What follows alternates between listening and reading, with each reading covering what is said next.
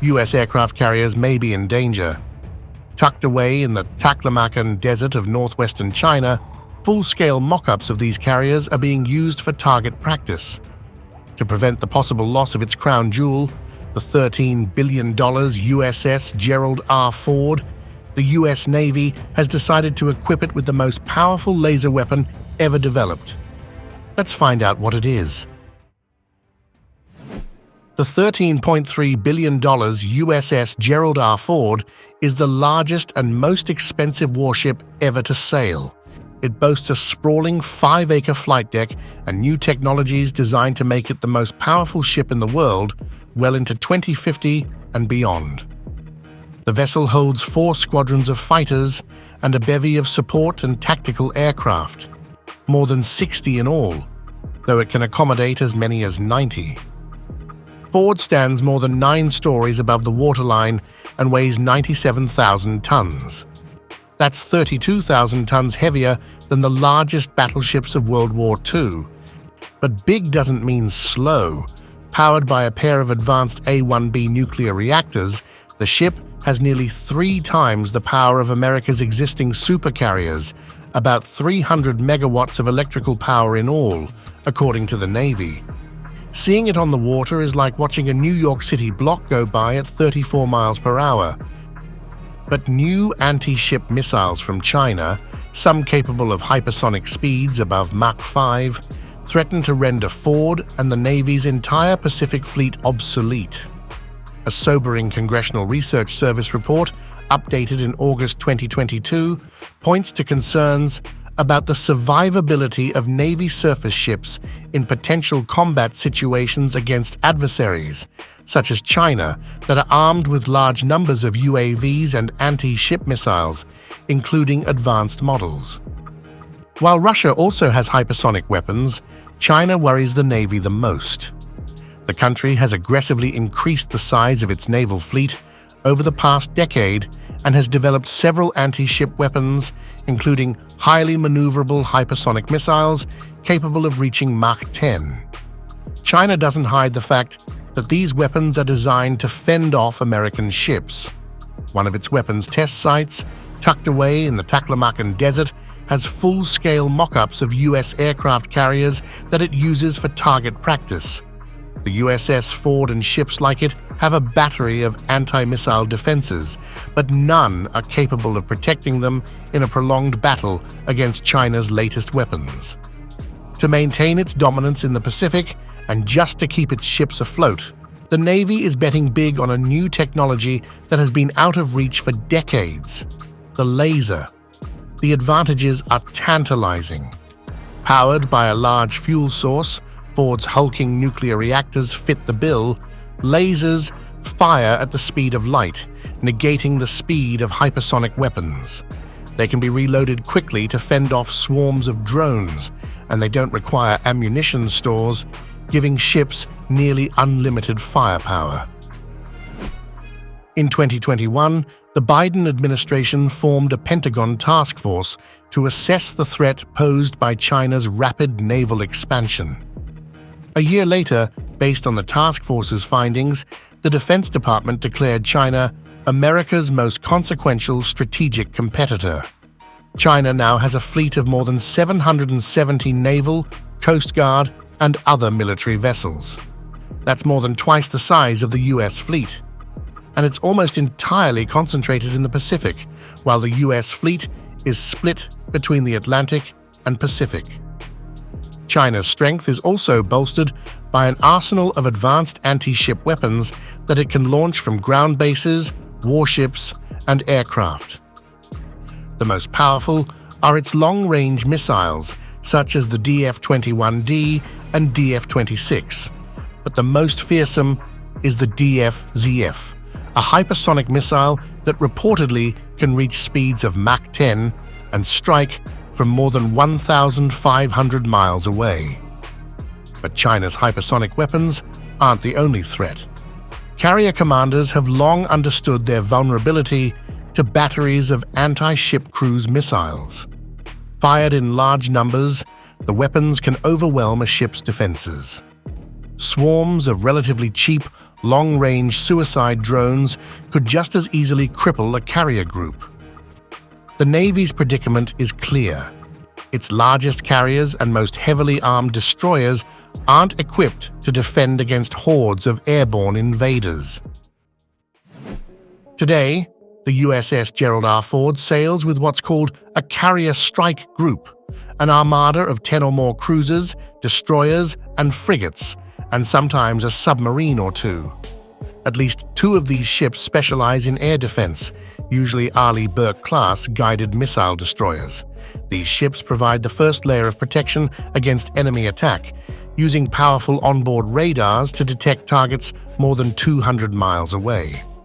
The ships are armed with surface-to-air missiles and the Navy's Phalanx CIWS, close-in weapons system, which operates radar-guided 20mm 6-barrel Gatling guns that fire 4,500 rounds per minute.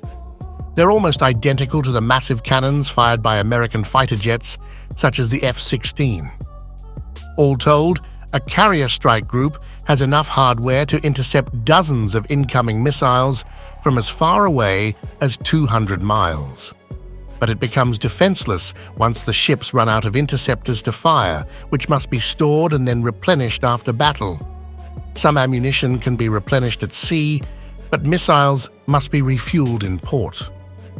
The Pentagon calls this a depth of magazine problem, something enemies can exploit with swarming attacks. The best defense against swarming drones, the Pentagon believes, is photons released by highly agitated atoms. Unlike the blasters in Star Wars, laser beams don't explode when they hit a target. Instead, they deliver intense heat. At low power, lasers can confuse a drone's optical sensors. Increase the power, and a laser will burn a hole through it. In essence, lasers turn energy into ammunition. Powered by nuclear reactors like Ford's, they can potentially fire thousands or even tens of thousands of times at incoming munitions. And because laser beams travel at the speed of light, lasers can track and target unpredictable weapons like China's hypersonic DF-ZF better than conventional missiles. Gunners won't have to guide a target and anticipate its location the way they do now. The Pentagon also likes their low cost. The Congressional Research Service estimates that it costs between $1 and $10 to fire a high-powered laser, just a fraction of the millions that defensive missiles cost. In 2014, the Navy installed the first laser on a ship for sea trials. Mounted forward on the deck of the amphibious transport ship USS Ponce, the 33-kilowatt AN/SEC-3 laser weapon system, LAWS, has a short, round, white-painted firing tube. 2 smaller tubes for sensors rested on its shoulders. To an untrained eye, it looked like an amateur astronomer's telescope. But even this early, low-power version delivered impressive firepower. A second, more powerful laser began testing in 2019, and in August 2022, the Navy installed its first permanent laser on a destroyer, the Arleigh Burke-class Preble. The weapon, developed by Lockheed Martin, has a 60-kilowatt output and is integrated with the ship's advanced Aegis radar and weapons control system. The Navy calls it Helios, or high-energy laser with integrated optical dazzler and surveillance system. Later versions could be even more powerful. Lockheed Martin says the weapon could eventually scale up to 150 kilowatts, but even at that level, it will be most useful against drones and small surface ships. To stop a barrage of cruise missiles or a hypersonic weapon barreling toward Ford at Mach 5 or faster, the Navy needs something much more powerful. To defeat cruise missiles, the Navy estimates it needs at least a 300-kilowatt laser. In addition to the size and speed of those missiles, their nose cones are made of materials such as pyrolytic graphite or pyroceram ceramics, designed to withstand the intense heat of supersonic flight, which can exceed 1,000 degrees Fahrenheit. Lasers will have to fire with enough intensity to rapidly burn through those heat-resistant materials. They also need enough power to overcome the effect of atmospheric turbulence on the laser. Finally, they need to quickly identify the precise target point on an incoming missile traveling at 1 mile per second in order to take it out. That weapon appears to be on its way. The Navy plans to begin testing a 300-kilowatt weapon later this year, calling the experimental weapon Hellcap for High-Energy Laser Counter ASCM program. A 2020 photo of a wallboard behind Chief of Naval Operations Admiral Michael Gildan appears to show that the Hellcap testbed will be based on the Navy's existing ANSC-Q4 Optical Dazzler Interdictor, or ODIN, system, which is already in use on some destroyers. If successful, the platform will be the Navy's first laser capable of shooting down incoming anti-ship cruise missiles. Even Hellcap won't be enough to stop hypersonic missiles flying at speeds up to Mach 10. Those weapons are manufactured to withstand temperatures of 1,700 degrees Fahrenheit or hotter. The Pentagon believes it may take a 1 megawatt laser, more than 3 times the power of Hellcap, to stop them. But megawatt-class lasers may not be too far off either. The Navy awarded a contract to Northrop Grumman to develop such a laser, and in July 2022, the company completed a preliminary design of a high-energy laser that combines several laser beams into one powerful ray. Northrop said it will initially develop a prototype with up to 300 kilowatts of power, but that the technology may allow it to scale up the power to 1 megawatt.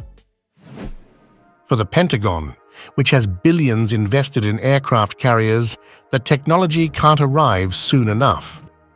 Given the rapid emergence of China's anti-ship weapons, warships like Ford are more vulnerable than they have been in 80 years.